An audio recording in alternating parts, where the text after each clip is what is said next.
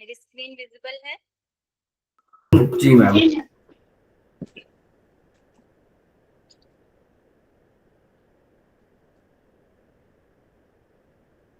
अभी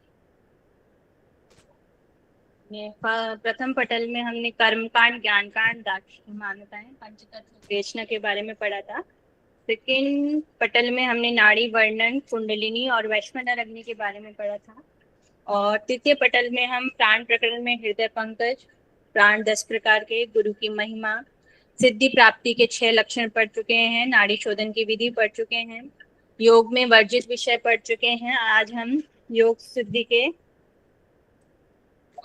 उपाय और योग की 4 अवस्थाएं, आसन और पंच धारणा के बारे में आज हम पढ़ेंगे। ठीक है।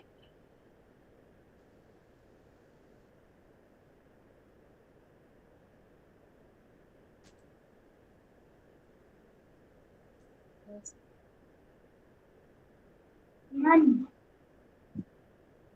मैम हाँ जी। मैम जैसे कुंडलिनी शक्ति मेरु के मूल में है, तो मैम ये अलग अलग अलग है या एक ही स्थान पे है? दोबारा से आराम से बोलिए। मैम जो कुंडलिनी शक्ति है वो मेरु के मूल में है, जिसको सूर्य मैम, और मैम वैष्णो में रखनी मैम को भी मेरु के मूल में, दोनों अलग अलग है। मुझे आपकी आवाज क्लियर नहीं आ रही है। स्पीकर कोई और बताना चाहे तो क्या कह रहे हैं?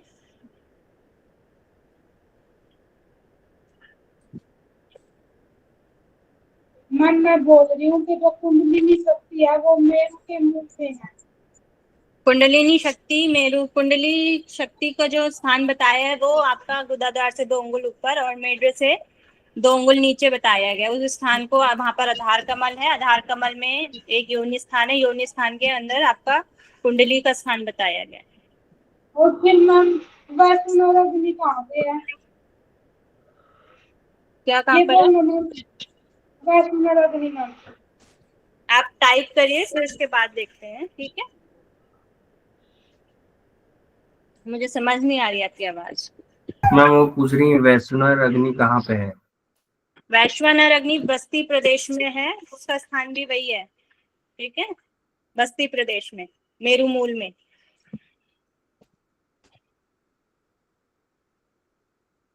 चलिए, अब हमने तृतीय पटल में क्या क्या पढ़ लिया था। हृदय पंकज, यहाँ पर जो अनाहत चक्र है उसको हृदय पंकज कहा गया। इसमें आपके क से लेकर ठ तक इसमें 12 अरो बोला गया है दल को यहाँ पर। और यहाँ पर 10 प्रकार के प्राण बताए गए हैं। 10 में से भी 5 को मुख्य बताया गया, प्राण अपान समान व्यान उदान को।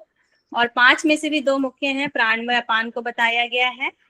और फिर यहाँ पे गुरु की महिमा बताई गई है। गुरु की महिमा की जो मुख से निकली हुई वाणियों से वीर्यवती यहाँ पर कहा गया है।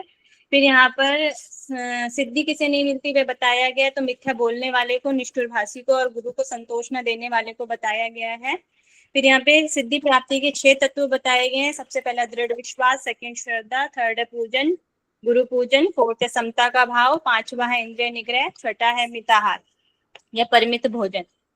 ठीक है। और फिर प्राणायाम से पूर्व हमने देखा था। और फिर नाड़ी शोधन, नाड़ी शोधन को एक बार में 20 बार और दिन में 4 बार करने के लिए कहा गया है। इसको समस्त द्वंद्वों से रहित होकर और आलस्य का त्याग करके करने के लिए कहा गया है 3 महीने तक।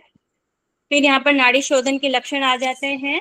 समकाया, सुगंधित, सुकांति और स्वर साधका हो जाता है। और फिर इसमें कुछ अपथ्य और पथ्य बताए गए हैं। फिर इसमें 7 प्रकार के नियम बताए गए हैं। धृति, क्षमा, तप, शौच, री, मति और गुरु सेवन, ये 7 यहाँ पर नियम बताए गए हैं। आज हमने हाथ से पढ़ना है प्राणायाम के समय भोजन। तो यहाँ पर प्राणायाम के समय जो ज्यादातर हम टैक्स देते हैं वहां पर मिताहार भोजन करने के लिए कहा गया है। यहाँ पर प्राणायाम के समय भोजन करने का कुछ टेक्निक अलग दी गई है, उसको हम देख लेते हैं।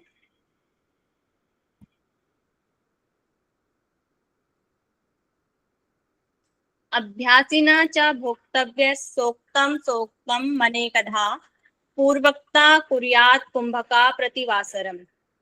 अभ्यासी, अभ्यासिना योगाभ्यासी को थोड़ा थोड़ा कर कर अनेक बार भोजन करना चाहिए।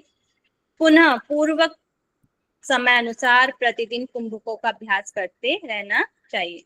तो यहाँ पर नाड़ी शोधन विधि करने का जो वो दिया गया है, उसके बाद वहां पर भोजन भी बताया गया है। भोजन यहाँ पर थोड़ा थोड़ा कर अनेक बार करने के लिए कहा गया है, और पूर्वक समय अनुसार। और जैसे पूर्व में आप जैसे 20 एक बार में 20 बार और दिन में 80 बार कुंभकों का अभ्यास करते हैं, वैसे ही यहाँ पर अभ्यास करते रहने के लिए कहा गया है। तो यहाँ से क्वेश्चन भी आ चुका है यहाँ पर इस वाले आपके श्लोक से 2 बार क्वेश्चन आ चुका है, श्लोक से ही आपका क्वेश्चन आ चुका है। ठीक है, फिर यहाँ पर अवस्थाएं आ जाती हैं। ज्यादातर जो और टेक्स्ट है उसमें 3 अवस्थाएं देखते हैं आपकी, अधम और उत्तम, मध्यम और उत्तम अवस्था। यहाँ पर जो अवस्थाएं दी गई है 4 तरह की अवस्थाएं दी गई हैं। तो सबसे पहले यहाँ पर प्रारंभिक अवस्था। प्रारंभिक अवस्था में क्या होता है, यहाँ पर पसीना उत्पन्न होता है, और पसीना उत्पन्न होता है तो उसको मर्दन करने के लिए कहा गया, उसे ही अपने शरीर पर ही मालिश करने के लिए यहाँ पर कहा गया। जो पसीना उत्पन्न होता है उसे आपको अपने शरीर पर मर्दन करना है या मालिश करनी है, उसकी मसाज करनी है। इससे क्या होगा, जब आप अपने शरीर पर उसकी मसाज करेंगे तो सप्त धातुएं नष्ट नहीं होती हैं। जो आपके शरीर में सप्त धातुएं होती हैं, जो आयुर्वेद में भी बताई गई, रस, रक्त, मांस, मेद, अस्थि, मज्जा और शुक्र, ये जो सप्त धातुएं हैं ये नष्ट नहीं होती हैं। ठीक है, द्वितीय अवस्था में बताया गया शरीर में कंपन होता है। ठीक है, जब प्राणायाम करते हैं उस समय हमारे शरीर में, द्वितीय अवस्था में क्या होता है, शरीर में कंपन हो जाता है। थर्ड में मध्यम अवस्था इसे कहा गया है, इसमें क्या होता है, दादुरी, दादुरी होता है आपका मेढक, दादुरी सिद्धि की प्राप्ति होती है। दादुरी सिद्धि मतलब, दादुरी मतलब मेढक, मेढक क्या करता है, कैसे चलता है, उछल उछल के, उछल उछल के मैम, उछल उछल के चलता है। मतलब कि थोड़ा सा ऊपर जाता है फिर नीचे आता है, थोड़ा सा ऊपर जाता है फिर नीचे जाता है, इस तरीके से वह उछलता है। तो इसमें क्या होता है, जो साधक होता है, साधक अपने स्थान से थोड़ा सा ऊपर उठना शुरू हो जाता है और फिर नीचे आ जाता है, फिर ऊपर उठता है फिर नीचे आता है, फिर ऊपर उठता है फिर नीचे आता है। ये वाली इसकी अवस्था होती है, मध्यम अवस्था। फिर जो लास्ट में अधिक अवस्था, मतलब उसका अभ्यास और ज्यादा बढ़ जाता है, तो फिर वो क्या होता है, आकाश में विचरण करने की साधना आ जाती है। जो उसका जो पहले आसन दादुरी सिद्धि में क्या था, वह ऊपर उठता था फिर नीचे आ जाता था, फिर ऊपर उठता था फिर नीचे आ जाता था।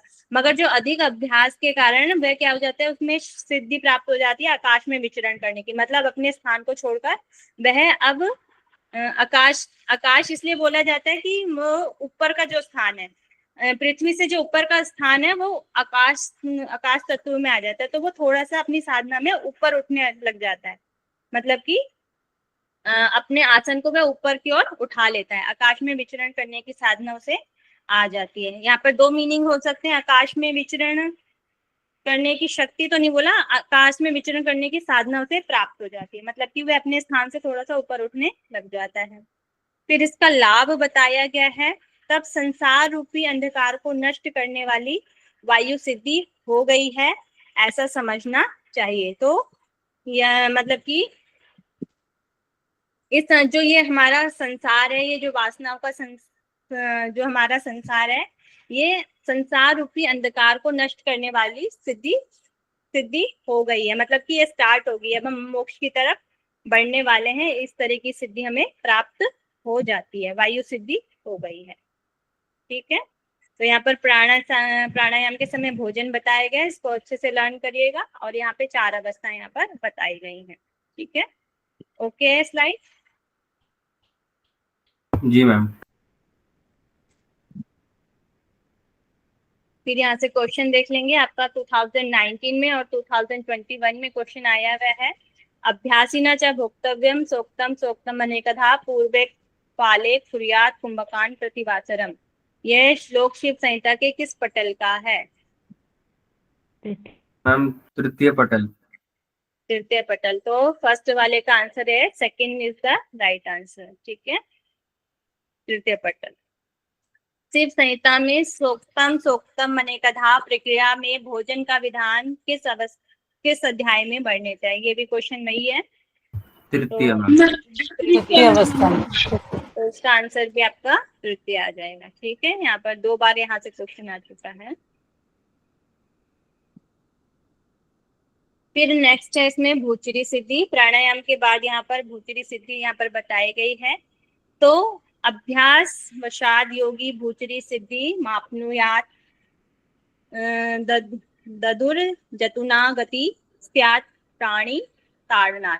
तो इसके बाद योगी अभ्यास बल से भूचरी सिद्धि को प्राप्त कर लेता है, जिससे हाथ के प्रताड़न से मैढकादि प्राणियों जैसी गति होती है। तो जो भूचरी सिद्धि है, भू मतलब होता है आपकी ये पृथ्वी होती है, और चरी जितने भी इसमें जो प्राणी रहते हैं तो उनके जैसे चलने की गति प्राप्त हो जाती है, और आप इस पृथ्वी पर, इस भू पर कहीं पर भी जा सकते हैं। वह रास्ता चलने में कितनी भी कठिनाई भरा हो, कितना भी कंटीला पहाड़ वगैरह हो या कुछ भी हो, तो उसमें आप वहां पर आपको चलने की सिद्धि प्राप्त हो जाती है। एक तो ये हो सकता है, और फिर ये भी लिखा है जिससे हाथ के प्रताड़न से मेढकादिक प्राणियों जैसी गति हो जाती है। मतलब कि ये भी हो सकता है कि यहाँ जैसे मेढक आदि जो प्राणी है, जो इस जमीन पर चलने वाले जो आपके भूचर प्राणी हैं, उनके जैसे आपकी गति भी हो जाती है। जैसे वानर जैसी गति हो जाएगी तो आप पेड़ों पर आसानी से चढ़ सकते हैं। इस तरीके जो जो जानवर हैं उनके जैसी आपकी गति हो जाती है। तो ये हो जाती है आपकी भूचरी सिद्धि। तो प्राणायाम के जो बाद सिद्धि है, वह कौन सी सिद्धि यहाँ पर बताई गई है? मैम भूचरी सिद्धि। भूचरी सिद्धि को यहाँ पर बताया गया है। बहुत ज्यादा डिटेल नहीं दी गई है, बस इतना ही 2 लाइनें यहाँ पर मिलती हैं। ठीक है, फिर यहाँ पर बताया गया प्राणायाम के कष्टदायक विघ्नों को दूर करने के लिए। जब हम प्राणायाम करेंगे तो कुछ ना कुछ विघ्न आते ही हैं, तो उन विघ्नों का नाश कैसे करना है उसके बारे में बताया गया है। इंद्रिय संयमन कर साधक विघ्नों का नाश करने के लिए एकांत में बैठकर दीर्घ प्रणव ओमकार का जप करें। तो यहाँ पर इंद्रियों को संयम करने के लिए बताया गया है। जो इंद्रियां हमारी संयमित नहीं रहती, उनको संयम करने के लिए यहाँ पर बताया गया है। उनके विघ्नों का नाश करने के लिए सबसे पहले तो एकांत में बैठने के लिए कहा गया है, और दीर्घ प्रणव करने के लिए कहा है। प्रणव किसको बोलते हैं? हम ओम को, ओमकार को भी बोलते हैं। और दीर्घ मतलब हो गया आपका लंबा। ठीक है, लंबा जो ओम की ध्वनि का जो हम उच्चारण करते हैं उसको बोला गया है। दीर्घ प्रणव ओमकार का जप करने के लिए कहा गया है। फिर नेक्स्ट में बोला गया है योगियों में श्रेष्ठ साधक पूर्व कर्माजित विधि प्रकार के पापों व पुण्यों का 16 मात्रा वाले प्राणायाम द्वारा दूर करें। तो यहाँ पर जो हमारे पूर्व जन्म से जो हमारे कर्म हमारे साथ चलते आ रहे हैं, पाप और पुण्यों को कैसे खत्म करना है, यहाँ पे तो पाप और पुण्यों को 16 प्राणायाम या 16 मात्रा वाले प्राणायाम से दूर करें। मात्रा आपको पता है क्या होती है? जी मैम, बताइए। मैम मैं मात्रा का एग्जैक्ट अर्थ तो नहीं बता पाऊंगा, पर योग के संदर्भ में जो हम लोग अभी पढ़ रहे हैं उसके संदर्भ में मात्रा का मतलब ऐसा समझ सकते हैं जैसे कि उतने लंबे समय तक उसको खींचना है। ऐसा जैसे पिछले अध्याय में हमने मात्रा देखा था ना प्राणायाम वाले प्रकरण पे, तो वो उतने काउंटिंग जैसा समझ सकते हैं कि इतने काउंट तक उसको होल्ड करना है, ऐसा। ठीक है, चलिए मैं बता देती हूँ। आपका योग तत्व उपनिषद है। योग तत्व उपनिषद में बताया गया मात्रा का टाइम पीरियड क्या होता है। मात्रा में बताया गया है जो आपका हाथ है, हाथ से आपने अपने जानू की प्रदक्षिणा, मतलब जो आपका घुटना है, घुटने से एक परिक्रमा करनी है। मतलब अपने हाथ को गोल घुमाना है अपने अंगूठे पर, और एक चुटकी बजानी है। इसमें जो समय लगता है उसको उसमें मात्रा कहा गया है। ठीक है मैम एक बार फिर से दोबारा बता रही हूँ। ठीक है, जो आपका हैंड है, इस हैंड से आप जब अपने जानू की प्रदक्षिणा करते हैं या अपने घुटने की प्रदक्षिणा करते हैं और एक चुटकी बजाते हैं, इसका जो समय है इसको मात्रा बोला जाता है। ठीक है, मैम ये करते कैसे हैं मैम? योग तत्व उपनिषद में क्या कह रहे हैं? मैम इसको करते कैसे हैं? करना अपन नहीं है, ये जितना इसमें नहीं, समय मतलब लगा है उतना ही इसको मात्रा बोला गया है। मतलब इतना टाइम पीरियड जो लगता है वह आपकी श्वास लेने की एक मात्रा है ना। तो यहाँ पर पाप और पुण्यों को 16 मात्रा तक करना है। जब आप एक बार रेचक कर रहे हैं तो 16 मात्रा तक वो रेचक करना है। ठीक है, मैम दोनों जानू का कि सिर्फ एक जानू का मैम? एक जानू। मैम एक बार मैम समझ में नहीं आता, हमको घुमाना है। अपने हाथ से अपने घुटने की एक बार एक बार गोल घुमाकर एक बार चुटकी बजाने का जो समय होता है उसको मात्रा कहा जाता है। एक बार घुमाना और मैम चुटकी बजाना दोनों एक साथ टाइम लगेगा। हाँ, जितना समय लगेगा वह मात्रा कहलाती है। आगे अभी आप पढ़ेंगे। ठीक है,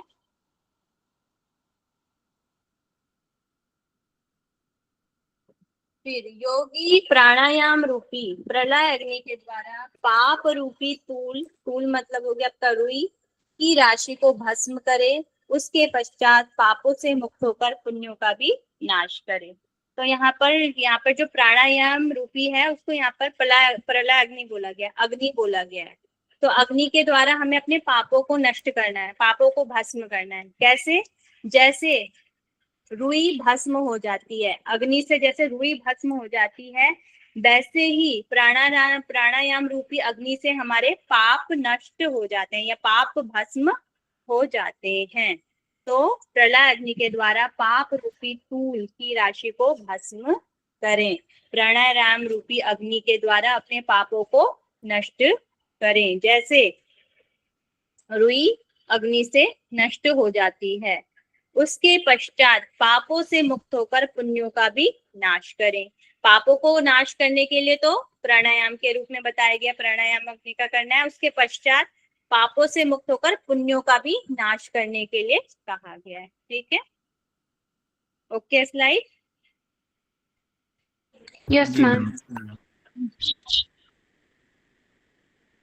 फिर यहाँ पर प्राणायाम के विशेष लाभ बताए गए हैं कि और क्या क्या हमें विशेष लाभ होते हैं। तो अष्ट ऐश्वर्य, अष्ट सिद्धियां हमें प्राप्त होती हैं। तो अष्ट सिद्धियां कौन कौन सी होती हैं? अणिमा, लघिमा, महिमा, गरिमा, प्राप्तियों, वशित्व, इशित्व, वशित्व। तो ये आपकी 8 प्रकार की सिद्धियां, अणिमा, महिमा, गरिमा, लघिमा, प्राप्ति, प्रकाम्य, ईश्वत और वशित्व। तो ये हो गया आपकी 8 प्रकार की सिद्धियां में प्राप्त होती हैं। त्रिलोक में विचरण करने की शक्ति प्राप्ति होती है। त्रिलोक में क्या क्या आ जाते हैं आपके? मैम भूलोक, पृथ्वीलोक और आकाशलोक। Very good. भूलोक और आकाशलोक और पातालोक, तो ये हो जाते हैं आपके त्रिलोक में विचरण, मतलब वहां आने जाने की शक्ति आपको प्राप्त हो जाती है। वहां आप कभी भी आ सकते हैं, कभी भी जा सकते हैं। 3 घटी पता है आप लोगों को?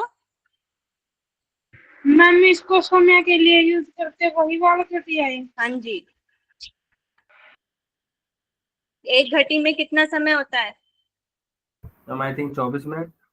24। तो एक घटी में होते 24 मिनट, तो 3 घटी में हो गए आपके 72 मिनट। के अभ्यास से सिद्ध होने पर सिद्धियां स्वयं के वश में हो जाती हैं। जब आपका अभ्यास 72 मिनट तक हो जाता है तो ये सिद्धियां स्वयं के वश में हो जाती हैं। ठीक है, फिर यहाँ पर बताया गया है वाक सिद्धि या हेच्य विचरण, मतलब इच्छा अनुसार आचरण करने की, और दूर दृष्टि। तो वाक सिद्धि यहाँ पर होती है। वाक सिद्धि में मिस हो जाएगा आपका जो भी आप अपने मुख से वाणी से बोलते हैं वह सिद्ध हो जाएगा। इस वाणी से अगर आप किसी को आशीर्वाद देते हैं तो आशीर्वाद रूप में हो जाएगा। जो भी इस आप वाणी से बोलते हैं वह सिद्ध हो जाएगा जैसा आप चाहते हैं। ठीक है, और कहीं भी विचरण, इच्छा अनुसार आचरण, मतलब कहीं भी आने जाने की, जहां भी आपकी इच्छा हो तो वहां पर आप जा सकते हैं। दूर दृष्टि, मतलब यहाँ बैठे आप कहीं दूर का भी कुछ देख सकते हैं। जैसे महाभारत में संजय के पास जो दृष्टि थी वह दूर दृष्टि थी, वही यहाँ पर दृष्टि की बात हो रही है। दूर दृष्टि देखने की शक्ति हमें प्राप्त हो जाती है। दूर की ध्वनि को सुनना, जिस प्रकार दूर दृष्टि है, हम बैठे बैठे यहीं पर दूर की चीजों को देख सकते हैं, वैसे ही दूर ध्वनि भी है। आप यहीं पे बैठे बैठे दूर की ध्वनि को सुन भी सकते हैं, तो वह दूर की ध्वनि को सुनना। सूक्ष्म पदार्थों को देखने की क्षमता, जो हम अपनी आंखों से नहीं देख पाते हैं, तो हम उनको किससे देखते हैं, उन पदार्थों को? माइक्रोस्कोप से, इलेक्ट्रॉन माइक्रोस्कोप से। माइक्रोस्कोप से देखते हैं। तो ऐसे सूक्ष्म पदार्थों को देखने की क्षमता भी हमें प्राप्त हो जाती है, सूक्ष्म पदार्थों को देखने की क्षमता आती है। दूसरों के शरीर में प्रवेश करने की शक्ति प्राप्त होती है। तो हम मतलब कि दूसरे के, इतनी शक्ति हमें आ जाती है कि हम दूसरे के शरीर में प्रवेश भी कर जाते हैं।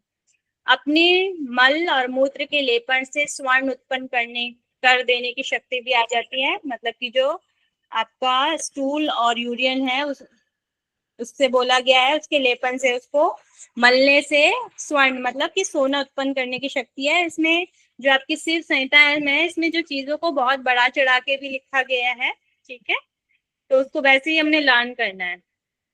तथा स्वयं को अदृश्य कर लेने की क्षमता आ जाती है, अपने को गायब करने की क्षमता आ जाती है। तथा आकाश गमन की शक्ति, आकाश में जाने की शक्ति प्राप्त होती है। ये सभी सिद्धियां योगियों में आ जाती हैं। तो यहाँ पर आपकी 8-9 शक्तियां बताई गई हैं प्राणायाम के द्वारा, ठीक है। अष्ट ऐश्वर्य, त्रिलोक में विचरण, स्व सिद्धियां, वाक सिद्धि, और यथेच्छ विचरण की, दूर दृष्टि की, दूर ध्वनि की, सूक्ष्म पदार्थों को देखने की, परकाया, दूसरों के शरीर में प्रवेश करने की शक्ति को परकाया भी बोलते हैं, परकाया प्रवेश, और स्वर्ण उत्पन्न करने की, और अदृश्य होने की, और आकाश गमन की शक्तियां, ये सभी प्राणायाम से प्राप्त होती हैं। Okay, slide.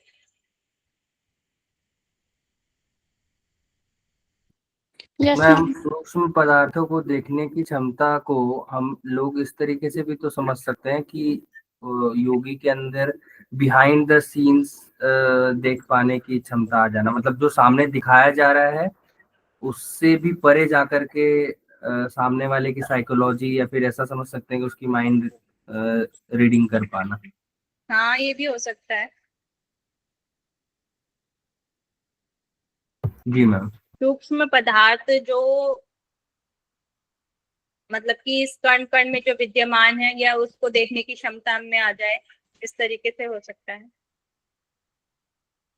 सभी में ब्रह्म देखने की, वो भी हो सकता है, ठीक है। फिर यहाँ पे योग की 4 अवस्थाएं हैं, और ये 31 श्लोक संख्या है इसकी। तो हम प्राणायाम पढ़ रहे थे नाड़ी शुद्धि में, तो यहाँ पर आरंभ अवस्था है। यहाँ पर नाड़ी शुद्धि होने पर शरीर के सभी दोषों का नष्ट हो जाते हैं, यहाँ पर सभी दोष नष्ट होते हैं, तो आरंभ अवस्था की शुरुआत होती है, या वहां पर प्राप्ति होती है। तो इसके फल हैं, नाड़ी शुद्धि वाले लाभ इसके भी हैं, जो भी नाड़ी शुद्धि के लाभ होंगे वो आरंभ अवस्था के भी लाभ हैं। फिर आपकी घटा अवस्था, घटा अवस्था आपका 63 में है, जिस अवस्था में प्राण और अपान, नाद व बिंदु और जीवात्मा तथा परमात्मा की एकता स्थापित हो, तो ऐसी अवस्था को यहाँ पर घटा अवस्था कहा गया है। तो इसका फल बताया गया है, संसार में सब सिद्ध कर सकता है, संसार में जो भी चीजें हैं वह सिद्ध कर सकता है जब उसको घटा अवस्था की प्राप्ति हो जाती है, ठीक है। और फिर है आपकी परिचय अवस्था 68 नंबर श्लोक में। इस अवस्था की प्राप्ति होती है जब प्राणायाम के अभ्यास से प्राण वायु ईड़ा और पिंगला को त्याग कर सुषुम्ना में स्थिर हो जाती है। जब आपकी प्राण वायु जो होती है वो ईड़ा और पिंगला को त्याग कर सुषुम्ना में जब स्थिर हो जाती है, वह परिचय अवस्था होती है। इस अवस्था में क्या होता है, तीनों कर्म बंधन है, जो हमारे कर्म है, 3 प्रकार के कर्म होते हैं हमारे, प्रारंभ, संचित और क्रियमाण कर्म, इनका ज्ञान हो जाता है। तीनों कर्म बंधनों का ज्ञान हो जाता है, प्रारंभ, संचित और क्रियमाण कर्म। तो प्रारंभ कर्म कौन से होते हैं, पता है किसी को इन कर्मों मैम के बारे में? जी मैम, पता है। प्रारब्ध ना मैम? मैम, प्रारब्ध का मतलब कि पहले किए गए कर्म, और संचित पूर्व कर्म? जन्म के कर्म। संचित का मतलब पूर्व जन्म के कर्म। और प्रारंभ? प्रारब्ध दोनों का एक ही है मैम। उस तरीके से समझ सकते हैं, बट ऐसा भी समझ सकते हैं कि पहले किए गए कर्म। मैम प्रारब्ध मतलब हुआ जो भी हम कर रहे हैं, जो हमारा वर्तमान में चल रहा है, जो हमने पिछले टाइम पे संचित किया था, वो हमारा प्रारब्ध है। और क्रियामण जो मैम अभी हम काम करेंगे या फिर कर रहे हैं, वो आगे हमें जो मिलेगा वो क्रियामण हुआ। तो प्रारब्ध, संचित और क्रियमाण कर्म। प्रारंभ कर्म होते हैं जो अभी तक जो हम इस जन्म में कर रहे हैं, उनसे जो कर्म बनेंगे वो हो जाएंगे हमारे प्रारंभ। संचित कर्म होते हैं जो हमारे जन्मों से चलते आ रहे हैं, और वो इकट्ठे कर्म जो हो चुके हैं वे संचित कर्म है। वो इस जीवन में भी हैं, हमारे साथ ही चल रहे हैं। जब तक हम उनको हटा नहीं देते या उनका क्षय नहीं कर देते, तब तक वे हमारे साथ चलते रहते हैं। और प्रारंभ जो हम इस जन्म में कर रहे हैं वो वाले कर्म हो गए। क्रियमाण कर्म जो भविष्य में, जो अभी हम जो कर्म कर रहे हैं और जो कर्मों का फल हमें क्रियमाण, मतलब जो भविष्य में जो हमें मिलेगा वो हो जाएगा आपका क्रियमाण कर्म। ठीक है।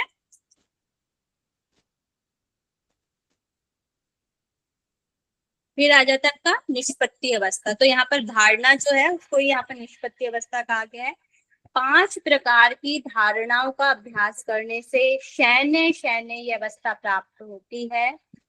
5 धारणाओं का स्थान मूलाधार, लिंग, नाभि, हृदय और भूमध्य, ये 5 स्थान बताए गए धारणाओं को। आगे भी पढ़ेंगे धारणा के बारे में। प्रत्येक पर ध्यान करने का समय 5 घटी है। इसको अड़ी की जगह ट बना लीजिएगा, घटी। 5 घटी या 2 घंटे करने के लिए कहा गया है। निष्पत्ति अवस्था में 5 प्रकार की धारणा का अभ्यास करने से यह अवस्था प्राप्त होती है, और इसका फल बताया गया है। अमृतत्व की प्राप्ति होती है, जीवन मुक्त हो जाता है। जीवन मुक्त साधक जिसे बोलता जाता है जो जीवन रहते रहते ही जन्म और मृत्यु से दूर हो जाता है, मतलब उसकी जन्म और मृत्यु नहीं होगी और वह जीवन रहते ही मुक्त हो जाता है। फिर ये हो जाता है आपकी समाधि। समाधि भी प्राप्त होती है निष्पत्ति अवस्था में, और वह शांत की जो अवस्था है उस अवस्था तक पहुंच जाता है। तो ये हो जाएगी आपकी निष्पत्ति अवस्था। ठीक है, ओके। स्लाइड मैम एक बार फिर से बता दीजिए निष्पत्ति अवस्था। क्या कह रहे हैं? निष्पत्ति वाला निष्पत्ति अवस्था दोबारा से बताओ। जी मैम। 5 प्रकार की धारणाओं का अभ्यास करने से शयने मतलब धीरे धीरे यह अवस्था प्राप्त होती है। 5 धारणाओं का स्थान, यहाँ पे जो धारणा है 5 स्थानों पर कही गई है करने के लिए। एक तो मूलाधार, मूलाधार हो गया आपका आधार चक्र जिसमें बोला गया। लिंग हो गया आपका स्वादिष्ठान चक्र, नाभि मणिपुर चक्र हो गया, और हृदय अनाहत चक्र हो गया, भूमध्य आपका आज्ञा चक्र हो गया। तो ये आपके 5 स्थान दिए गए हैं। प्रत्येक पर ध्यान का समय 5 घटी है, और 1 घटी में 24 मिनट होते हैं। तो इसी तरह ये 2 घंटे का समय बताया गया है। तो एक जो आपका मूलाधार है, मूलाधार पर 2 घंटे का अभ्यास करना है। और जब ये आपका इस तरीके से आपका अभ्यास होने लग जाएगा, तो उसके बाद जो अवस्था आएगी, इस अवस्था में क्या होगा, अमृत तत्व की प्राप्ति होती है, जीवन मुक्त हो जाता है साधक, और समाधि की अवस्था उसे प्राप्त होती है, और शांति की अवस्था उसे प्राप्त होती है। उसका मन शांत हो जाता है। ठीक है मैडम, ऊपर जो नंबर दिए हैं, जैसे निष्पत्ति अवस्था में 78, वो श्लोक नंबर है क्या? हाँ, ये श्लोक संख्या है 78, 68, 63 एंड 32 श्लोक संख्या, पटल 3, अब चैप्टर 3 में।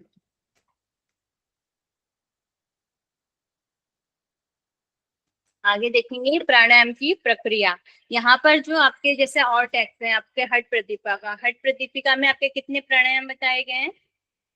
8 प्राणायाम। 8 प्राणायाम वहाँ पे 8 प्राणायाम में आप बताए गए हैं। यहाँ पर आपको प्राणायाम के नाम नहीं दिए गए हैं, यहाँ पे उनकी टेक्निक बताई गई है और उससे लाभ बताए गए हैं। ठीक है, तो यहाँ पर टेक्निक लर्न करने की, वो नाम याद करने की आवश्यकता नहीं है, यहाँ पे नाम दिए ही नहीं गए हैं। तो जिह्वा को तालु मूल में दृढ़ता से लगाकर प्राण वायु का पान करने से सभी रोग नष्ट होते हैं। तो जिह्वा को तालु मूल में लगाने से, तो ये किस चीज में आ जाएगा आपका? शीतकारी। खेचरी में आ ये जाएगा। खेचरी खेचरी में आ हाँ गए। जी। खेचरी। तो जिह्वा को तालु मूल से दृढ़ता से लगाकर प्राण वायु का पान करने से सभी रोग नष्ट हो जाते हैं। होंठ को कौवे की चोंच के समान बनाकर शीतल वायु का पान करने से साधक मुक्ति का पात्र बन जाता है। तो शीतल वायु है, शीतल वायु किससे होती शीतली है? प्राणायाम। शीतली प्राणायाम। शीतली। तो होठों को कौवे की चोंच के समान बनाकर शीतल वायु का पान करे, इससे साधक को मुक्ति का पात्र बन जाता है। प्रतिदिन सरस वायु का पान करने से, कौन सी? जो अभी हम शीतल वायु ले रहे थे। प्रतिदिन सरस वायु, ऐसी वायु का पान करने से श्रमजन्य दाहकता, जो भी हम योग अभ्यास से जो हमें श्रम उत्पन्न हुआ है, जो दाहकता उससे उत्पन्न होती है, तो श्रमजन्य दाहकता, जरा, जरा मतलब हो गया आपका बुढ़ापा और रोगों को नष्ट होना। तो इस तरह की जो वायु का हम रोज पान करेंगे तो श्रमजन्य दाहकता दूर होगी, जरा बुढ़ापा दूर होगा और रोग भी नष्ट हो जाएंगे। फिर नेक्स्ट है, जिह्वा को ऊपर की ओर करके चंद्रमा से स्रावित जल का पान करने से 1 मास में मृत्यु पर विजय होगी। तो ये फिर से आपका खेचरी मुद्रा का आ जाएगा। तो जिह्वा को ऊपर की ओर करके चंद्रमा से स्रावित जल का पान करने से 1 मास में मृत्यु पर विजय प्राप्त होगी।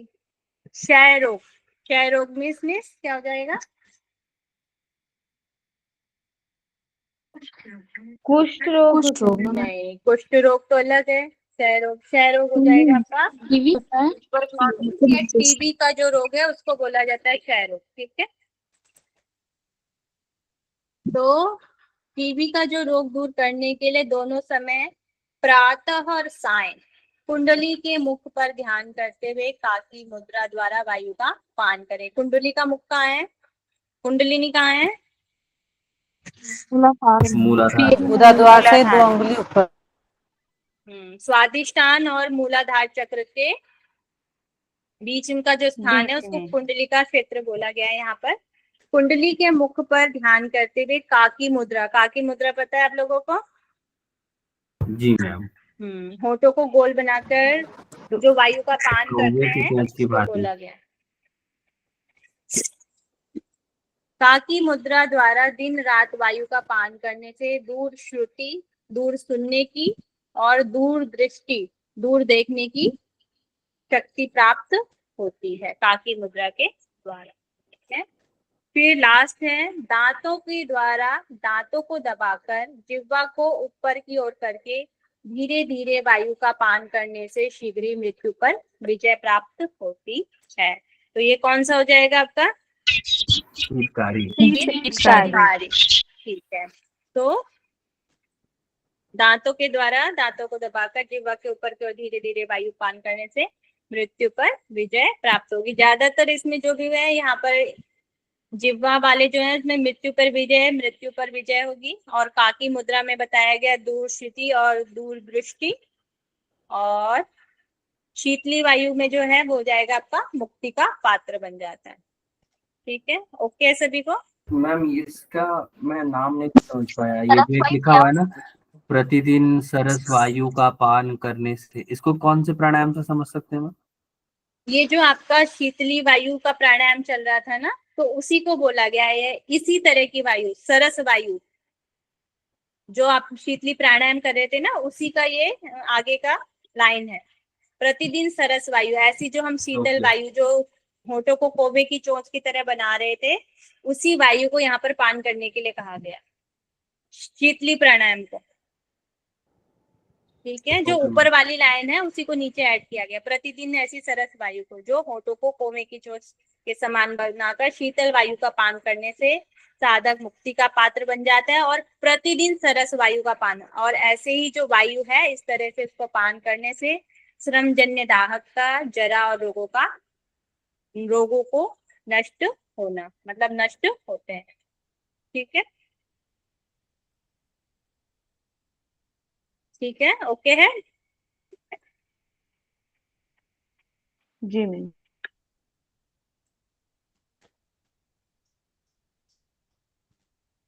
फिर सभी प्राणायाम के लाभ भी बताए गए हैं। तो इसमें टाइम पीरियड दिया गया है 6 मास, 1 वर्ष और 3 वर्ष। तो इन सभी प्राणायामों का 6 मास तक अभ्यास करने से सभी पाप और रोगों की मुक्ति होती है। ठीक है, 6 मास में पाप और रोगों की मुक्ति होती है। 1 वर्ष तक करने से निश्चित रूप से मृत्यु पर विजय प्राप्त होती है। थर्ड हो गया, 3 वर्ष तक करने से अणिमा आदि सिद्धियों की प्राप्ति होती है। और भूतगण मतलब पंच तत्वों को प्राप्त कर भैरव रूप हो जाता है। ठीक है, तो 3 वर्ष तक करने पर अणिमा आदि सिद्धियां प्राप्त हो जाती हैं और पंच तत्व प्राप्त करके यहाँ पर भैरव रूप हो जाता है, ऐसा बोला गया है। ठीक है, मैम भैरव रूप क्या होता है? भैरव शिव जी का ही एक रूप होता है, तो उसको यहाँ पर भैरव का बोला गया है। ठीक है, शिव जी का ही एक रूप होता है भैरव, तो भूत गणों पर प्राप्त कर कर वह भैरव रूप हो जाता है, ऐसा यहाँ पर बताया गया है।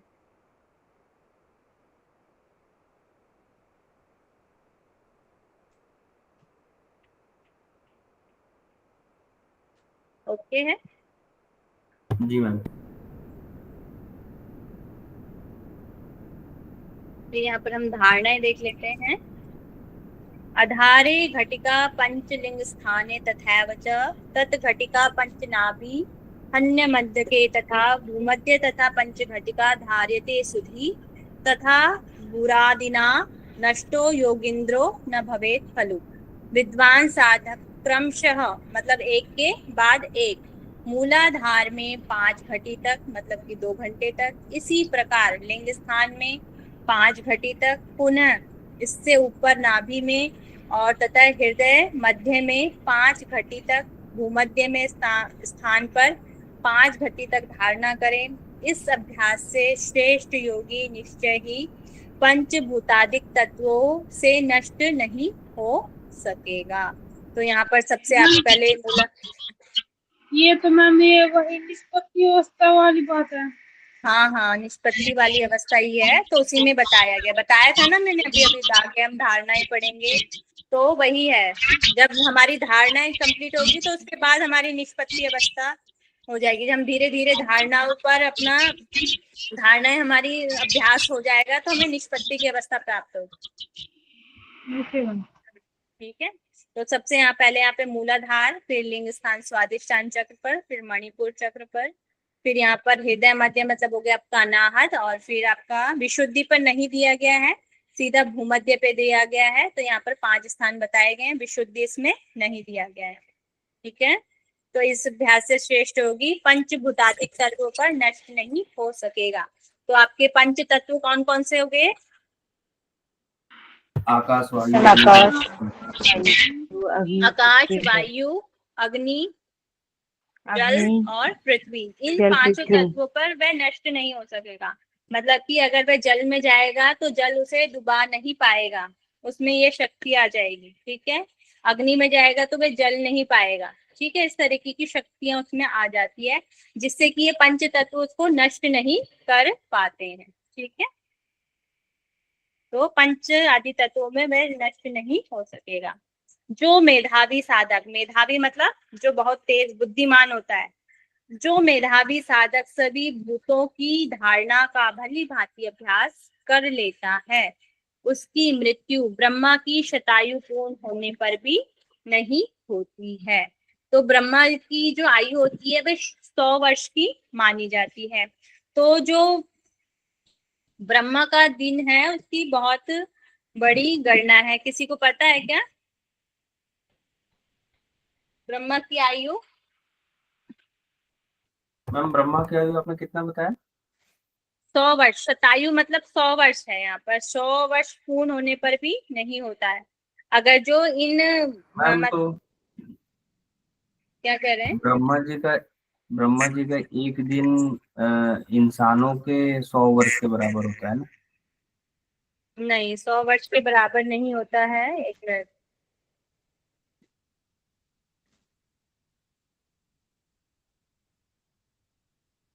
तो इनकी जो आयु है वह चतुर्युग में होता है। जैसे ब्रह्मा जी के 14 इंद्र का जो जीवन होता है उनके शासन के काल के बराबर बताया गया है। तो 72 चतुर्युग होते हैं ना हमारे, चतुर्युग 4 युग होते हैं हमारे, सतयुग, त्रेता, और द्वापर और कलयुग, ऐसे 4 युग होते हैं। तो ऐसे ही 4 युग के लिए बताया गया कि यहाँ पर 14 महायुग जब ऐसे आ जाते हैं, 14 चतुर्युग ऐसे आते हैं, उसको बताया गया है। एक मिनट, इसका बहुत बड़ा, थोड़ा सा बहुत लंबी आयु है, ये देखना पड़ेगा। वैसे इसके बारे में इतना बहुत ज्यादा डिटेल पूछी नहीं जाएगी, तो आप अभी इतना ही याद करिए कि मृत्यु ब्रह्मा की शतायु पूर्ण होने पर 100 वर्ष। अगर आपको ज्यादा डिटेल में जाना है तो कल मैं इसको बताऊंगी अच्छे से, अगर आपको जानना है तो। ठीक है, जी मैम, कल बता दीजिएगा।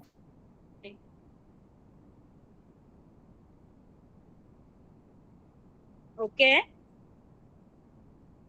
जी मैम। Yes ma'am. फिर इसमें आ जाते हैं आपके आसन। तो यहाँ पर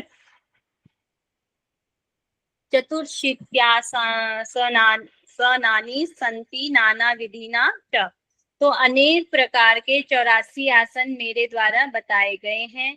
उनमें से 4 ग्रहण कर सिद्धासन, उसके बाद पद्मासन, और पद्मासन के साथ उग्रासन और स्वस्तिक आसन, इन चारों का मैं वर्णन करता हूँ। सिद्धासन, पद्मासन और उग्रासन और स्वस्तिक आसन, ये 4 प्रकार के आसन इसमें बताए गए हैं। यहाँ से क्वेश्चन भी कई बार आ चुके हैं आसनों से, तो इसको भी अच्छे से लर्न कर लेंगे। उग्रासन को, पश्चिम तानासन को यहाँ पर उग्रासन कहा गया है। तो सिद्धासन, पद्मासन, उग्रासन और स्वस्तिक आसन। ठीक है,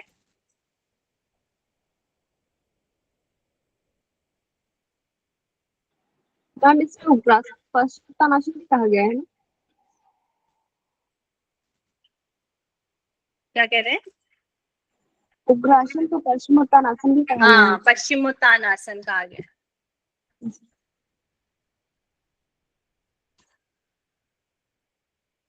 तो देख लेते हैं सिद्धासन। तो श्लोक संख्या 97 और 98 में दिया गया है।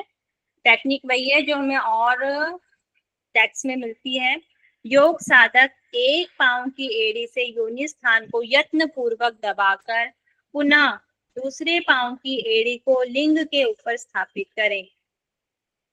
लिंग हो गया आपका स्वादिष्ठान का जो स्थान है वहां पर, ठीक है, स्थापित करें। योगी सदा स्थिर जितेंद्रिय रहकर, जितेंद्रिय मतलब अपनी इंद्रियों को जीत कर, ठीक है, जितेंद्र स्थिर कर, जितेंद्र रहकर भूमध्य में ऊपर देखें। भूमध्य हो जाएगा आपका आईब्रो सेंटर वाला स्थान। इस प्रकार एकांत में विशेष रूप से शरीर को सीधा रखें तथा उद्वेगों से शून्य रहें। आपके मन में कोई भी विचार नहीं आने चाहिए, मन एकदम शांत होना चाहिए, कोई भी उद्वेग, कोई भी विचार हमारे मन में नहीं रहने चाहिए। ऐसी स्थिति यहाँ पर बताई गई है। ठीक है, कोई भी उद्वेग नहीं रहने चाहिए, उद्वेगों से शून्य रहना चाहिए, कोई भी मानसिक तनाव या कुछ भी नहीं रहना चाहिए, यहाँ पर बताया गया है। ठीक है, कोई भी द्वंद्व या कोई भी उद्वेग हमारे रहना चाहिए। तो यहाँ पर एक चीज नहीं है कि यहाँ पर उद्वेगों के लिए कहा गया है। तो जो भी चीज अलग होती है उसको अच्छे से लर्न हमने करना है, क्योंकि वो पूछा जाता है। तो आपका शिव संहिता में जो सिद्धासन है वहां पर उद्वेगों से शून्य रखने के लिए कहा गया है। ठीक है, तो ये टेक्निक पता ही होगी सबको सिद्धासन की। फिर आगे देख लेते हैं फल। यहाँ से आपका एक बार संस्कृत में पूछे जा चुके हैं, यहाँ से आपके जो फल हैं। एतत् सिद्धासन गे सिद्धानाम सिद्धिदायकम येन अभ्यासे वछा शीघ्रम योगा निष्पत्ति माप्नुयात्। तो सिद्धिदायकम जो सिद्धासन है वह कैसा है? सिद्धिदायकम, सिद्धि देने वाला है, और परम गति की प्राप्ति कराने वाला है, और पापों से मुक्ति देने वाला है। निष्पत्ति मापनुयात, निष्पत्ति मापनुयात मतलब परम गति की प्राप्ति कराता है, ठीक है, और पापों से मुक्त करता है। तो यहाँ पर 3 इसके लाभ बताए गए हैं, सिद्धिदायकम, परम गति प्राप्ति और पापों से मुक्ति। ये हो गया आपका सिद्धासन। ओके है सभी को? जी मैम।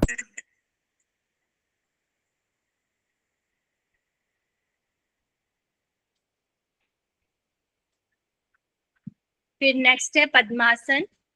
प्रयत्न पूर्वक दोनों पांव को पलटकर विपरीत जंघा मूल के ऊपर लगाना चाहिए। तो पद्मासन में हम अपने दोनों पैरों को अपने जंघाओं पे रखते हैं और जो आपके तल में ऊपर की साइड रहते हैं, और दोनों जंघाओं के मध्य स्थान में उसी प्रकार हाथों को पलटकर एक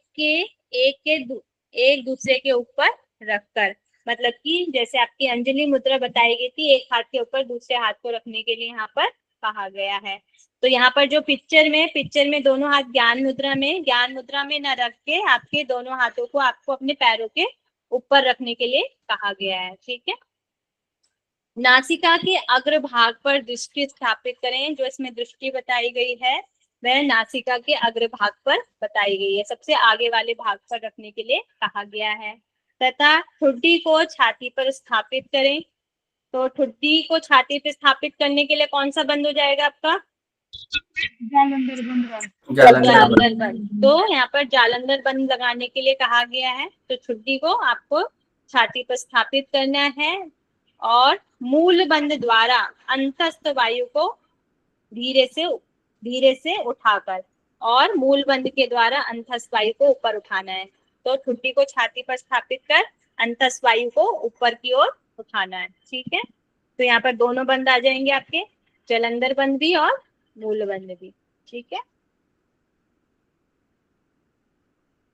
फिर इसका लाभ देख लेते हैं। इदम पद्मासन प्रोक्तम सर्व व्याधि विनाशनम दुर्लभम येन केनापि धीमता लभ्यते परमम। तो इसका जो सबसे लाभ बताया गया ज्यादातर सभी टेक्स्टों में, तो सर्व व्याधि विनाशम बताया गया पद्मासन को।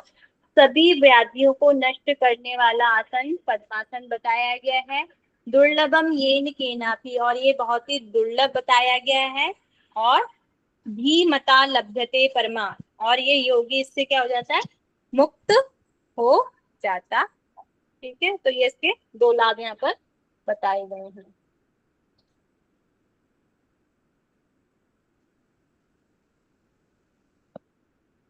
ओके है। जी मैम। फिर आपका नेक्स्ट उग्रासन, जिसको पश्चिमोत्तानासन भी कहा जाता है। यहाँ पर शिव संहिता में उसे उग्रासन कहा गया है। परस्पर मिले हुए दोनों पांव को सामने की ओर फैलाकर अपने दोनों हाथों से दोनों पैरों को दृढ़ता से पकड़ें। सिर को घुटने पर स्थापित करें। तो यह आपका हो जाएगा उग्रासन। ठीक है। पश्चिमोत्तान की तरह है सेम। और आसनाग्यम मिदम प्रोक्तम भवेन्नर दीपनम देहावसाद हरणम पश्चिमोत्तान संज्ञकम एतद्ध्यासशीलनाम सर्वसिद्धि प्रजायते। तो इसका लाभ क्या है? तो भवेत अनल दीपनम, मतलब जठराग्नि को प्रदीप्त करता है। ठीक है। शारीरिक कष्टों का नाश होता है। देहावसान हरणम, शारीरिक कष्टों का नाश होता है। सर्व सिद्धि प्रजायते। और एक और इसका लाभ है मरुत सिद्धि विपद वेद, और इससे मरुत सिद्धि भी आपकी होती है उग्रासन से। मरुत मतलब मरुत जो उसका मीनिंग है, मतलब मरुत को जो मीनिंग लिया जाता है वायु भी होता है। तो इससे वायु सिद्धि भी प्राप्त होती है।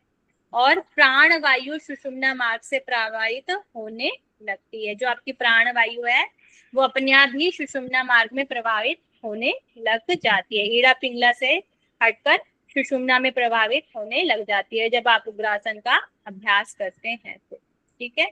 तो इसके 5 लाभ हो गए। संस्कृत में मेन देखें तो सर्व सिद्धि प्रजायते।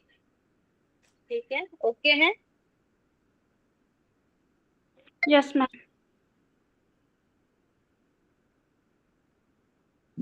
नेक्स्ट हो जाएगा आपका स्वस्तिक आसन। तो इसमें स्वस्तिक आसन की जो सभी में टेक्निक है वही है। दोनों पांव के तलवों को जानु और जंघाओं के बीच में अच्छी प्रकार स्थापित कर शरीर को सीधा रखते हुए संतुलित बैठने की स्थिति को स्वस्तिक आसन कहते हैं। तो आपके जो दोनों पांव के तलवों को जानु और जंघाओं के बीच में रखने के लिए कहा गया है। जो आपके घुटने हैं और जंघाओं के बीच में अच्छी तरह स्थापित कर शरीर को सीधा संतुलित करके बैठने की अवस्था को यहाँ पर स्वस्तिक आसन कहा गया है। और इसका जो लाभ है, सुखासन मिदम प्रोक्तम सर्व दुख प्रणाशनम। तो इससे क्या होते हैं, सभी दुख हट जाते हैं, नष्ट हो जाते हैं। स्वस्तिक योग्य स्वस्थीकरण मुक्तम, व्याधि उत्पन्न नहीं होती है इससे, और मारुत वायु सिद्धि हो जाती है और दुखों का विनाश होता है। तो इसका जो मेन लाभ है संस्कृत का हो जाएगा आपका सर्व दुख प्रणाशनम, स्वस्तिकासन सर्व दुख प्रणाशनम। ठीक है। वायु व्याधियां उत्पन्न नहीं होती हैं। व्याधियां, रोग कितने प्रकार के होते हैं? दो दो प्रकार दो प्रकार के। कौन कौन से? आदि और आदि व्याधि। मैम सॉरी आदि और व्याधि। इनका वर्णन हमें कहाँ मिलता है? योग वशिष्ठ। योग वशिष्ठ में। ठीक है। तो व्याधि हो गया आपके शारीरिक रोग और आदि हो गया आपके मानसिक रोग। तो व्याधियां उत्पन्न नहीं होती है, शारीरिक जो रोग होते हैं वे उत्पन्न नहीं होते हैं, मारुत वायु सिद्धि प्राप्त हो जाती है और दुखों का विनाश होता है। ठीक है। तो ये हो गया आपके मैम मैम ये तृतीय पटल है ना हाँ जी, तृतीय पटल है। मैम। मैम उसमें कितने श्लोक हैं? 115। 111 है। फिर मैम ये 151 सूत्र लिखा हुआ है यहाँ पे। 51 कुछ गड़बड़ है। मैम यहाँ पे ऊपर 151 लिखा हुआ है मैम। चलिए मैं देख के बताती हूँ आपको। ठीक है, राइट करते हैं इसे। चलिए, हो गया आपके आसन। क्वेश्चन देख लेते हैं।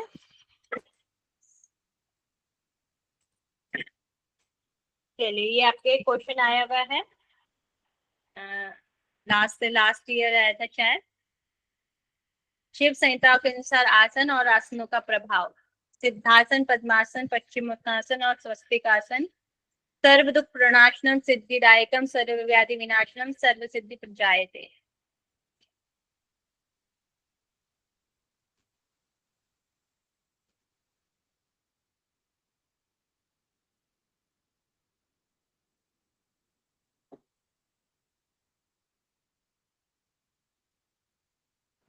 मैम दूसरा first ma'am option answer two. Ma'am answer two. Two ma'am first option. First इसका राइट आंसर है। सिद्धासन, सिद्धासन आपका है सेकंड। सिद्धिदायकम, सिद्धि देने वाला है सिद्धासन, सिद्धिदायकम ऐसे याद कर लेंगे सिद्धासन से।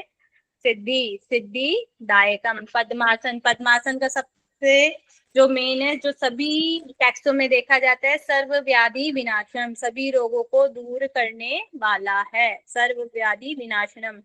पश्चिमोत्तान आसन हो जाएगा आपका फोर्थ। सर्व सिद्धि प्रजायते, सर्व सिद्धियों को देने वाला है। और स्वस्तिक आसन हो जाएगा सर्व दुख प्रणाशनम, सभी दुखों को हरने वाला है। तो फर्स्ट इसका राइट आंसर है। ठीक है।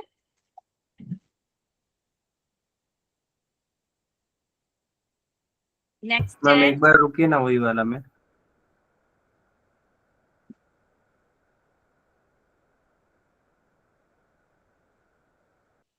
मैम इसका जो फर्स्ट और फोर्थ है इसमें कंफ्यूजन हो रही है मैम। मैम सर्व दुख सिद्धासन का, और कासनम।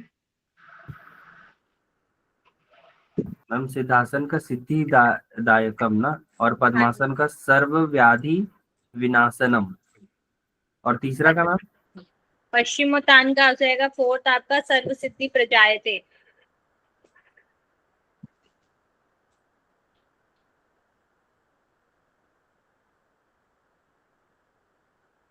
और स्वस्तिक आसन हो जाएगा सर्व दुख प्रणाशनम।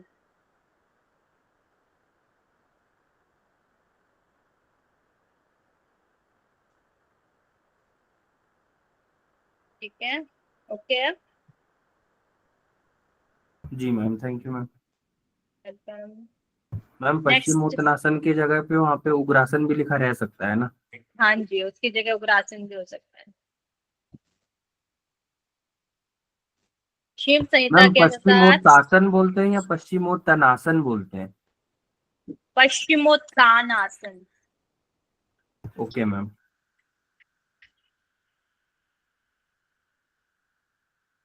शिव संहिता के अनुसार कौन सा आसन व्याधि के सभी प्रकारों का नाश करने में सक्षम है?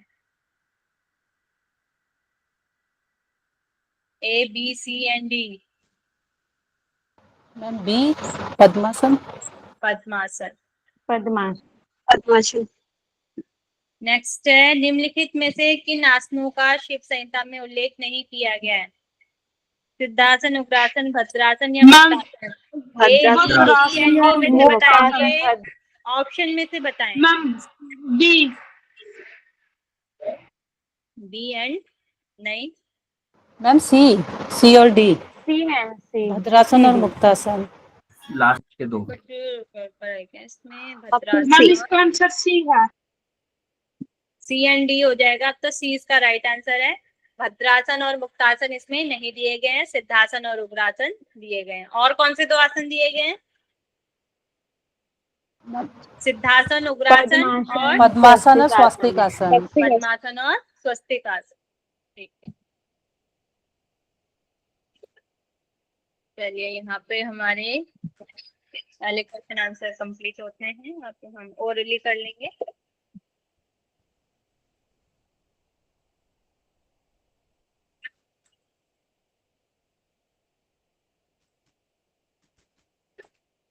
चलिए अब मुझे बताएंगे आप सभी, शिव संहिता में टोटल कितने पटल हैं? मैम 5। 5 पटल। 5 5 पटल। पटल। पहले पटल का क्या नाम है? मैम लय लय प्रकरण। प्रकरण। प्रकरण। सेकंड पटल का क्या नाम है? मैम तत्व ज्ञान। तत्व ज्ञान। थर्ड का? प्राण प्रकरण। प्राण प्रकरण दिया गया है। टोटल श्लोकों की संख्या? मैम 642। 642। 642 दी गई है। बाद कौन सा दिया गया है? अद्वैतवाद। टोटल नाड़ियां कितनी है? 3,50,000। 3.5 लाख। 3.5 लाख नाड़ियां हैं। और मुख्य नाड़ी कितनी है? 14 प्रमुख मैम नाड़ी 14। 14। विशेष नाड़ी कौन सी है? एक चित्रा नाड़ी। चित्रा नाड़ी बताई गई है। और विशेष मुद्रा कौन सी है? योनि मुद्रा। योनि मुद्रा। मुद्रा बताई गई है। दार्शनिक मान्यताएं कौन से पटल में है? प्रथम पटल। प्रथम पटल में। हृदय पंकज का वर्णन हमें कहाँ मिलता है? तृतीय पटल में। तृतीय पटल। थर्ड में। तृतीय पटल में। गुरु की महिमा हमें कौन से पटल में मिलती है? मैम पटल में। तीसरा। आसन, आसन का वर्णन हमें कौन से पटल में मिलता है? तीसरा पटल में। तृतीय पटल में। वैश्वानर अग्नि का वर्णन हमें कहाँ मिलता है? द्वितीय पटल। मैम पहले पटल। द्वितीय पटल। में मिलता है। वेद कितने प्रकार के बताए गए हैं? मैम 4। 4। इसके अकॉर्डिंग, शिव संहिता के अकॉर्डिंग 2 बताए गए हैं। कर्मकांड और ज्ञान कांड। कर्मकांड कितने प्रकार के हैं? मैम 2 प्रकार के। निषेध और 2 विधि। प्रकार के हैं। कौन कौन से 2 हैं? निषेध और विधि। अभी निषेध और विधि। विधि कितने प्रकार के हैं? 3। कौन कौन से 3 प्रकार हैं? नित्य, मैम नैमित्तिक, काम्य। नित्य, नैमित्तिक और काम्य बताए काम्य। गए। ठीक है। संसार कितने प्रकार के हैं? 3 प्रकार के। 3 प्रकार के हैं। सृष्टि की उत्पत्ति सबसे पहले किससे होती है? मैम आकाश से या फिर शुद्ध ब्रह्म से। शुद्ध ब्रह्म से। शुद्ध ब्रह्म का संयोग किससे होता है? अविद्या माया से। माया से। माया और शुद्ध ब्रह्म मिलकर क्या बनाते हैं? आकाश तत्व। आकाश बनाते हैं। और तीनों मिलकर फिर क्या बनता है? मैम वायु। उसके बाद अग्नि। अग्नि के बाद फिर मैम जल और जल। पृथ्वी। जल जल के और बाद जल के मैम बाद पृथ्वी। पृथ्वी पृथ्वी का गुण क्या है? मैम सब। गंध। गंध है और मैम। गंध। गंध गंध। और इसमें टोटल कितने गुण होते हैं? पाँच। मैम टोटल मैम चार। पांच गुण होते हैं। 5 गुण होते हैं। जल की इंद्रिय कौन सी है? जीवा। मैम जीभ। हाँ मैम। जिह्वा जीभ है। और शब्द की इंद्रिय कौन सी आकाश है? मैम। आकाश। कान मैम। कान मैम। इंद्रिय। मैम कान। इंद्रिय। कान मैम। कान हाँ। मैम। कर्ण। हाँ, ठीक है। कर्ण। माया की कितनी शक्तियां हैं? दो। दो। दो मैम। कौन कौन सी? आवरण और विक्षेप। विक्षेप और आवरण आवरणमयी। विक्षेप क्या करती है? भ्रम उत्पन्न करता है। भ्रम भ्रम उत्पन्न उत्पन्न करती है। करता है। और आवरण शक्ति क्या करती है? सत्य को मैम छुपाती है। शक्ति को ढक लेती है। सत्य को ढक लेती है। सत्व गुण की अधिकता से कौन सी माया का स्वरूप हो जाता है? लक्ष्मी मैम जी का। लक्ष्मी। लक्ष्मी रूप। और तमस गुण की अधिकता से दुर्गा माया रूप। का रूप हो जाता है? दुर्गा दुर्गा रूप दुर्गा। हो जाता है।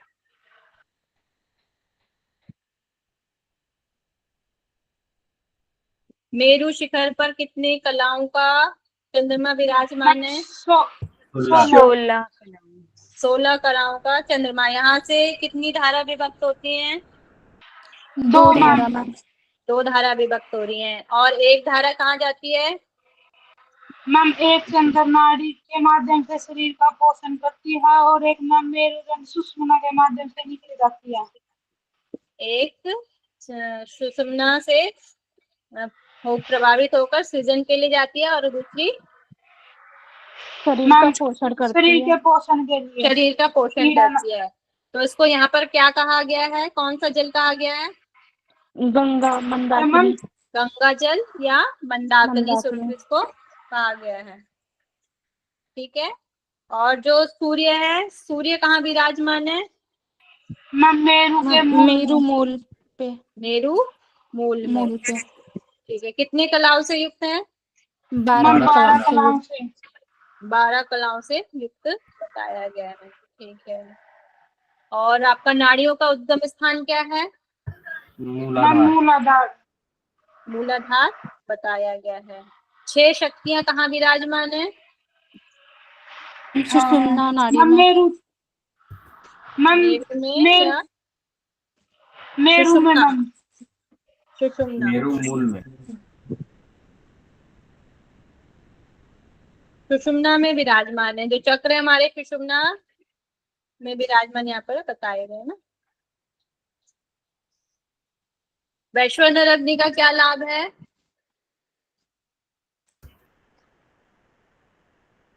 रोगों की उत्पत्ति का नष्ट, आयु देने वाली, बल पोषण और शारीरिक स्फूर्ति प्रदान करने वाली। Very good. अभेद दृष्टि कौन सी दृष्टि होती है? अभेद दृष्टि मैम जो विशेष दृष्टि को संसार को कहते हैं मैम। किस देखते हैं। तरह की दृष्टि होती है मैम? किसको? विशेष दृष्टि होती है। विशेष दृष्टि होती है। उस दृष्टि से हम किसको देख पाते हैं? ब्रह्म को आत्मा को जान मैम। पाते हैं। ईश्वर ब्रह्म को जानने ब्रह्म को। वाली दृष्टि अभेद दृष्टि है। और सांसारिक दृष्टि का क्या नाम है? भेद। भेद वाली भेद सामान्य दृष्टि दृष्टि। बताई गई है। अनाहत चक्र को यहाँ पर क्या कहा गया है? हृदय हृदय पंकज। हृदय पंकज कहा गया है। नाग का क्या कार्य है? नाग प्राण का क्या कार्य है? डकार। डकार यस मैम डकार डकार। लेना। और देवदत्त, देवदत्त प्राण का क्या कार्य है? जमाई। जमाई जब भाई और देवदत्त। उदान, दीर्घ उदान जमाई। प्राण कहाँ पर होता है? कंठ पर व्याप्त होता है। कंठ में होता है। और अपान गुदा द्वार के बाद। गुदा द्वार में। सफलता के कितने नियम है? क्या चीज मैम? सफलता के कितने नियम है? 6 लक्षण मैम। 6। शताक्षी जी बताएंगी 6 लक्षण कौन कौन से हैं? जी मैम, पहला है दृढ़ विश्वास, दूसरा श्रद्धा, और तीसरा गुरु की आराधना, चौथा समता का भाव, पांचवा इंद्रिय निग्रह और छठवां मिताहार। Very good. नाड़ी शोधन एक दिन में कितनी बार करना चाहिए? मैम चार 4 बार। 4 बार। टोटल कितना हो गया? 80। 80 बार। 80 बार मैम। 80 बार।